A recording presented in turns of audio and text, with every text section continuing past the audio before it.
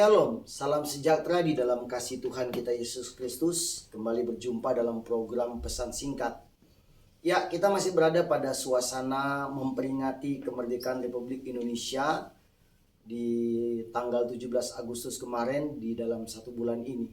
Kalau kita bicara tentang kemerdekaan, ada satu hal yang penting untuk kita perhatikan bersama, untuk kita renungkan bersama, bahwa kemerdekaan itu mahal.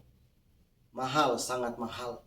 Kalau kita merenungkan bagaimana perjuangan para pahlawan kita waktu mereka merebut Indonesia dari tanah penjajah atau dari tangan para penjajah, mereka mengorbankan jiwa raga mereka, berdarah-darah, mati di medan pertempuran hanya untuk memperebutkan kemerdekaan. Karena itu saya mengatakan merdeka itu mahal. Sama halnya dengan kemerdekaan di dalam Kristus. Kalau para pahlawan kita mengorbankan nyawa mereka untuk memperebutkan kemerdekaan Republik Indonesia, maka Yesus pun sama. Dia berkorban, mengorbankan nyawanya, mati di atas kayu salib untuk supaya menebus kita dari dosa dan memberikan kita kemerdekaan yang sejati. Karena itu saya mengatakan bahwa merdeka itu mahal. Di dalam Galatia 5 ayat 1 dikatakan supaya kita sungguh-sungguh merdeka. Kristus telah memerdekakan kita. Karena itu berdirilah teguh dan jangan lagi dikenakan kuk perhambaan. Kalau bicara tentang merdeka, ada 3 poin penting yang ingin saya bagikan secara cepat kepada kita pada kesempatan ini. Yang pertama adalah kemerdekaan dibayar dengan pengorbanan. Itu yang perlu kita ingat bersama. Bahwa kemerdekaan itu dibayar dengan pengorbanan. Baik secara negara Republik Indonesia maupun dalam konteks kita sebagai anak Tuhan, sebagai orang Kristen, orang yang percaya kepada Kristus, bahwa kemerdekaan itu dibayar dengan pengorbanan. Pengorbanan Yesus di atas kayu salib yang telah membebaskan kita dari segala kutuk dosa yang harusnya kita mati karena dosa. Tapi oleh karena pengorbanan Yesus di atas kayu salib, maka kita memperoleh kebebasan itu. Dalam Efesus 2 ayat 8 dikatakan, sebab karena kasih karunia kamu diselamatkan oleh iman, itu bukan hasil usahamu tetapi pemberian Allah. Camkan baik-baik, itu bukan hasil usahamu.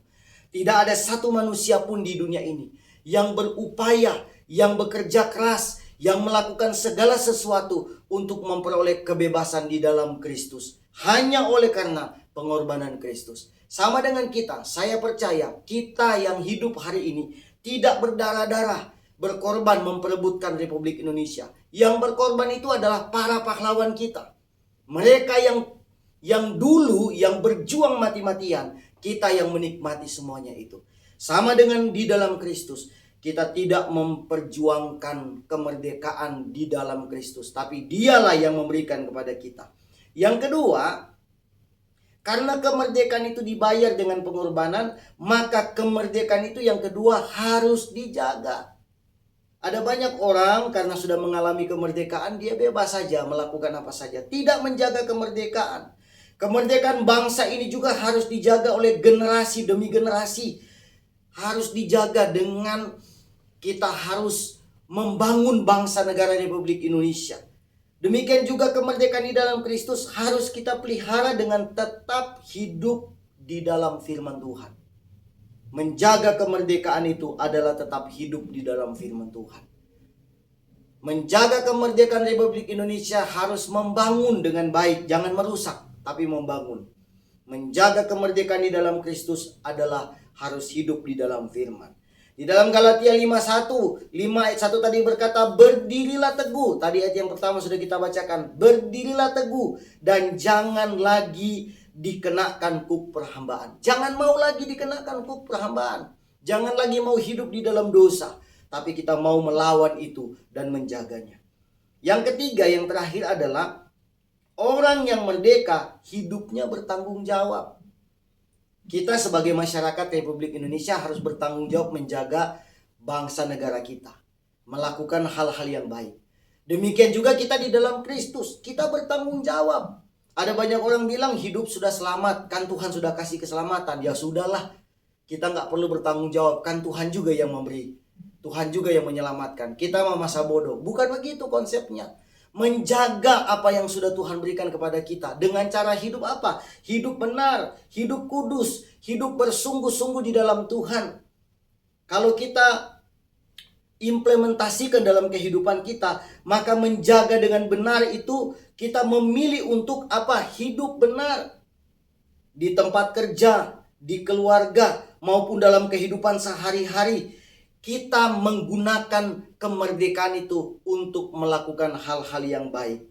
Bekerja dengan sungguh-sungguh, bekerja dengan jujur, saling mengasihi, saling mengampuni, tidak membalas kejahatan dengan kejahatan, dan menjadi berkat bagi banyak orang. Isilah kemerdekaan ini, baik secara negara Republik Indonesia maupun kemerdekaan di dalam Kristus. Isilah dengan nilai-nilai positif. Kiranya Tuhan Yesus memberkati kita semua. Amin.